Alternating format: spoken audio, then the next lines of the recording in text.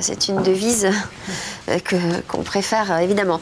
Je voulais juste vous dire, vous réagissez très nombreux aux témoignages de Violaine Vanoyac. On n'a pas le temps maintenant de passer vos réactions, mais je pense que c'est un sujet sur lequel on reviendra avec Richard. Et puis, vous pouvez de toute façon vous adresser au site dont vous avez parlé tout à l'heure. victimedeshôpitaux.com, et ils peuvent effectivement envoyer un mail, on leur répondra. Et surtout, ça viendra s'ajouter aux autres témoignages pour faire passer des lois là-dessus. D'accord. On va terminer avec la recette du jour de Michel Laporta, les poissons parchères, qui vous propose ce matin un parmentier de tourteau avec un sorbet au citron vert. Ceux que ça intéresse, vous me suivez.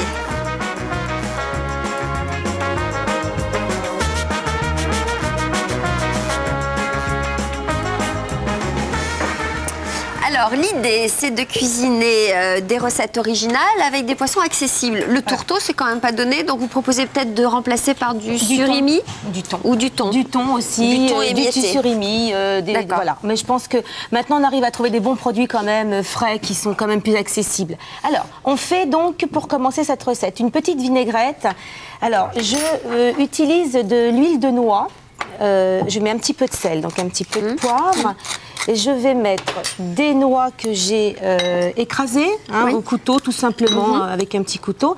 Ça va sublimer un petit peu, justement, la vinaigrette. Ça va donner du croquant. Et donc, je mets tout simplement de l'huile de noix. Alors, l'huile de noix, je recommande toujours un petit conditionnement parce que ça s'oxyde très, très vite. Et ça devient après très vite amer et on ne peut plus l'utiliser. Donc, on la rebouche bien, on la met dans un placard au fond, dans le noir. Comme ça, elle reste bien vive.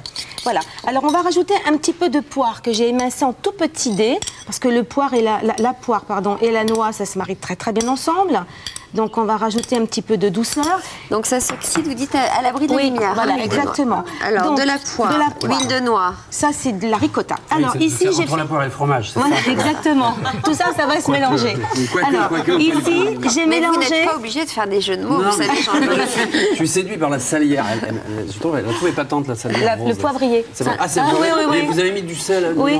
Allez-y, allez-y. Alors, ici, j'ai émincé du céleri rave, qui est là.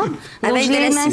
Avec de la ciboulette, voilà. Et en fait, on fait une petite salade avec ces deux petites choses. Et je peux vous dire que rien que la salade, c'est vraiment très, très bon. C'est frais. C'est très agréable. L'huile de noix, poire, donc un petit peu de sucré. Un petit peu de sucré. Alors pour le décor, voilà. Pour le décor, donc je la mets dans un petit coffre de tourteau. Je l'installe sympathiquement. Là, l'autre, je l'ai eu un peu le temps pour bien la dresser joliment. Voilà, on n'a plus qu'à la poser dans l'assiette. Regardez ce que ça donne. Le tourteau à côté, regardez si c'est beau. Alors, le tourteau, vous allez le mélanger à quoi, Alors, Violaine ? le tourteau, donc je l'ai émietté, bien évidemment. Alors, on le met dans le saladier. Oui. Voilà, tout émietté. Ensuite, on y ajoute un petit peu d'avocat. Tout est un petit peu coupé aussi, pas forcément écrasé, mais coupé. On lui met de l'avocat. Et je lui mets de la pomme verte, de la pomme Granny Smith, parce que tout ça sont des éléments qui se marient bien avec le tourteau. Alors, je vais y mettre une petite cuillère. Je ne sais plus comment faire, parce qu'on n'a plus beaucoup de temps. Il y a énormément de gens qui réagissent, qui vous posent plein de questions, Violaine, qui disent qu'ils ont eux aussi connu ce genre de situation avec un de leurs proches qui sont allés à l'hôpital, qui n'en est jamais ressorti. Ils vous demandent pourquoi il est allé à l'hôpital pour un simple rhume. Les gens ne comprennent pas pourquoi il a pris une ambulance. Parce qu'on ne donne pas, un généraliste ne donne pas certains antibiotiques, et pour avoir des antibiotiques très très efficaces qui agissent rapidement, il faut souvent aller à l'hôpital. Et pourquoi en ambulance ? Et il a été transporté en ambulance parce que comme il avait un certain poids et qu'il avait de la fièvre, je préférais prendre une ambulance plutôt que de le transporter moi-même par sécurité. D'accord. Alors on mélange donc le crabe avec... Alors de l'avocat, de la poire Granny Smith, une cuillère de mayonnaise, une cuillère de ricotta, de la ciboulette, de l'échalote. Voilà, du sel et du poivre. Ça doit être délicieux. Voilà. Vous avez de toute façon la recette de Michel sur notre site internet. Merci de votre fidélité. Pardonnez-nous de mélanger des sujets aussi graves et d'autres plus souriants, mais c'est le principe de cette émission. Demain matin, on aura le très très grand plaisir de recevoir Gad Elmaleh dans cette émission qui viendra, avant de le voir partout ce week-end sur France 2, il sera d'abord chez nous. Il viendra parce qu'il vient de réaliser son premier film, Coco, dont il nous parlera demain matin. Ça ne devrait pas être triste. Voilà. Merci beaucoup de votre fidélité. Merci Michel. Allez voir sur notre site.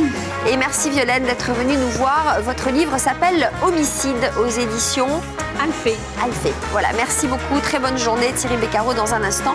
Jean-Joseph, à très vite. À très vite, je reviens. C'est un peu court aujourd'hui. Voilà. Demain avec Gad Elmaleh, c'est possible.